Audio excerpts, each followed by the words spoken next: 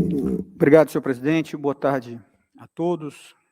Já dado o adiantado da hora, serei muito breve, inicialmente só cumprimentando as senhoras conselheiras, o relator pelo belo trabalho feito, o órgão de instrução, a Diretoria de Contas, a Secretaria de Controle Externo, que sempre faz um bom trabalho, excelente, cada ano melhor. O doutor Júlio também, com um belo parecer, acho muito elucidativo.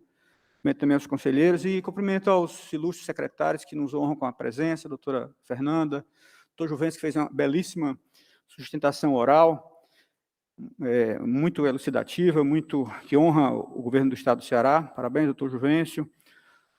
Secretário Mauro Filho, ilustre deputado federal, que é um grande especialista nesses temas todos. Doutor Aloísio, doutor Controlador-Geral do Estado, doutor Flávio Jucá, enfim, todos que aqui acompanham, doutor Edson ali, representante da imprensa, doutor Inácio também, que bom vê-los aqui, todos que acompanham, boa tarde a todos. Como disse, serei bastante breve, porque primeiro que a exposição do conselheiro Holden foi excelente, muito elucidativa, muito didática, as exposições foram muito boas. Eu vou apenas destacar, muito brevemente, alguns pontos, muito menos falar em ressalva, e muito mais falar em recomendação, algumas muito breves que vou destacar. Acho que o primeiro ponto, a doutora Vanja também, claro, não posso deixar de cumprimentar a doutora Vanja, muito bom vê-la aqui. Destacar alguns pontos, presidente Valdomiro. Acho que uma coisa que a pandemia reafirmou, todos nós, é que aquele mais empedernido, aquele que tem mais preconceito contra o governo, contra o Estado, viu que sem o governo, sem o Estado, essa pandemia não se dava solução nenhuma. Né? A sociedade por si própria, o mercado por si próprio, não conseguiria atender o que precisava ser atendido. Quer dizer, então, ressaltou, por mais preconceito que se tenha contra o Estado, contra o governo, que é o governo que deu resposta adequada a isso. Ele que providenciou hospital, providenciou auxílio emergencial, providenciou o Elmo. Né? O Elmo, outro dia, conversando com o presidente da FUNCAP, ele mostrando que é um projeto nosso aqui da FUNCAP, que a FUNCAP apoiou. Não é um projeto do setor privado, é um projeto da FUNCAP, do governo, tem dinheiro do governo aqui, dinheiro público, que o setor privado também entrou como parceiro, acho que uma empresa, a FIEC, inclusive, ajudou, auxiliou e tudo, mas principalmente papel do Estado. Então, vejo como é importante, acho que ficou muito destacado isso, papel do governo.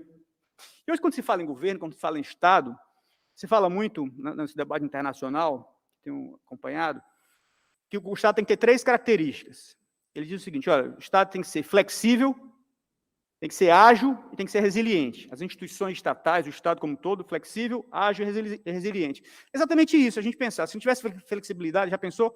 O orçamento que fizemos, aprovamos em 2019, 2020, com a pandemia, que era totalmente inesperada, se não tivesse flexibilidade para adaptar rapidamente o orçamento e todas as demais peças normativas, o governo ficaria completamente engessado. Tem que ter um governo flexível, instituição flexível. Inclusive, esse Tribunal de Contas, né, muito bem liderado pelo conselheiro Valdomiro, mostrou com muita flexibilidade e capacidade de adaptação. Tem que ser ágil, claro, não adianta ser devagar. Né? A fome não espera, o auxílio emergencial tem que chegar logo, o auxílio ao município tem que chegar logo, a UTI tem que ser feita imediatamente, então tem que ter agilidade. Né? Não adianta ser lento, senão o paciente morre, as pessoas não são atendidas. E tem que ser resiliente. A quantidade de choques que aconteceram no estado do Ceará nos últimos anos, gente, não é brincadeira, né? Desde de motim da polícia militar, de motim nos presídios, e agora essa pandemia, que é de todos, não é só daqui, que se você não tiver instituições resilientes, fortes, que consigam resistir a choques, a sociedade fica completamente desassistida.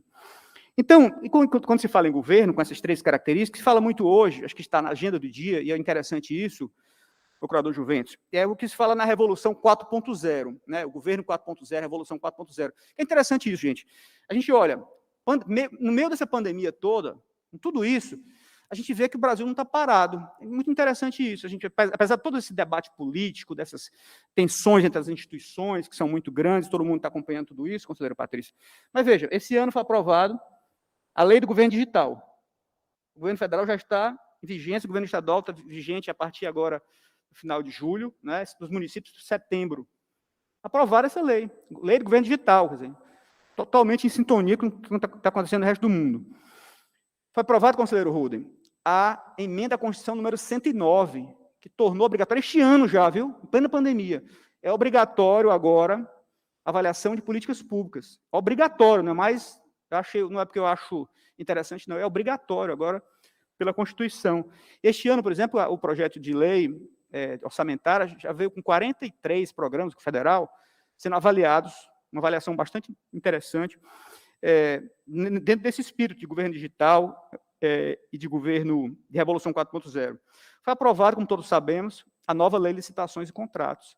E tem vários dispositivos muito importantes, ela não é perfeita, claro que não é, mas tem muitos dispositivos importantes, e a gente está falando muito aqui em transparência. Um deles é o Portal Nacional de Contratações Públicas. Isso é muito relevante. Em plena pandemia. Isso mostra o quê, gente? Que o Brasil, como todas as instituições brasileiras, apesar de todos os problemas, elas estão tendo capacidade de reagir, não é? Estão tendo flexibilidade, estão tendo agilidade e tendo resiliência. E as coisas não estão paradas, estão acontecendo. Inclusive, no Estado do Ceará, o doutor Juventus destacou muito isso, a quantidade de leis que foram feitas para adaptar, para tornar possível que fossem atendidas as necessidades daquele momento, as necessidades novas. Então, dentro desse espírito, dentro desse bojo, eu quero só destacar algumas recomendações que foram feitas, que eu acho que estão exatamente em linha, essas recomendações, com esse espírito de governo digital, de governo 4.0, de avaliação de políticas públicas, de inovação no setor público e de transparência máxima. Primeira recomendação 6, acho que é importantíssima, só enfatizando ela, que é a Secretaria de Planejamento e Gestão, que aprimore o projeto de lei de diretrizes orçamentárias, de forma a descrever as normas relativas ao controle de custos, acho que isso é fundamental, secretário Mauro, ilustre deputado, e a avaliação dos resultados dos programas financiados com recursos do orçamento. Que é interessante isso, apesar da emenda 109 ser deste ano, mas a própria lei de responsabilidade fiscal, lá de 2000, já trazia essa previsão, não é? Que tinha que ter avaliação dos resultados dos programas financiados com recursos do orçamento. Já estava lá, embora isso nunca tenha sido central na lei de responsabilidade fiscal, mas agora não, ficou central. A emenda 109 como um elemento central, mas embora já tivesse isso. Então, essa recomendação é nesse sentido. Então, enfatizar essa recomendação. Enfatizar a recomendação 15 é o Poder Executivo Estadual que demonstre a renúncia considerada na estimativa de receita de lei orçamentária, conforme o inciso 1º do artigo 14 da LRF. A recomendação 16, a Secretaria de Fazenda, que envia o balanço geral do Estado, a demonstração do efetivo acréscimo de arrecadação atingido por meio de medidas de compensação, de novo, né, para dar mais transparência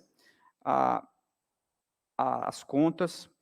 A recomendação 11, que em relação a indicadores relativos à cobrança da dívida ativa, também me parece muito importante, dirigida à Procuradoria-Geral do Estado, à Secretaria de Fazenda. A recomendação 49, me pareceu também muito relevante, é o Poder Executivo que institucionalize, formal e juridicamente, o processo de instituição, concessão, avaliação e controle de renúncias fiscais.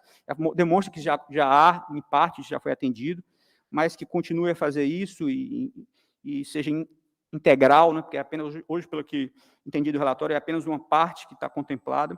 Alguns tipos de renúncia não foram incluídos aqui, mas eu acho que isso é fundamental. A recomendação 50, ao Poder Executivo que formalize diretrizes, prioridades e metas da política de renúncia fiscal do Estado, de modo a permitir planejamento estratégico de médio e longo prazo, alocação eficiente dos recursos, entre os vários programas de renúncia fiscal estadual e sua devida operacionalização. A recomendação 52 também, acho que me parece importante, que é sobre a divulgação do retorno das políticas de renúncia fiscal, né? Já que, como o conselheiro Rodo bem enfatizou, renúncia fiscal é gasto tributário, é também um gasto, então, que também seja não precisa ser um a um, mas de uma forma geral, que se especifique, de uma forma geral, o retorno desses custos e benefícios, uma avaliação custo-benefício, fundamental dentro desse espírito que se exige hoje. A recomendação 47 também me parece muito relevante, o Poder Executivo que aprimora a divulgação no portal de dados abertos, já está nessas...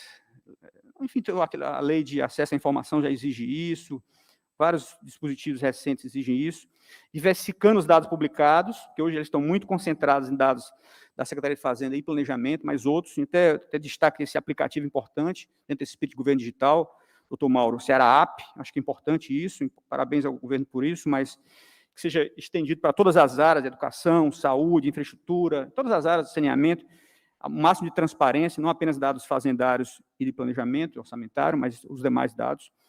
Então, são essas recomendações que eu estou apenas enfatizando, não é? As demais também acompanham. Na totalidade, o voto do ilustre relator, cumprimento outra vez a todos que se envolveram no processo, e encerro aqui, senhor presidente. Obrigado. Agradeço, conselheiro.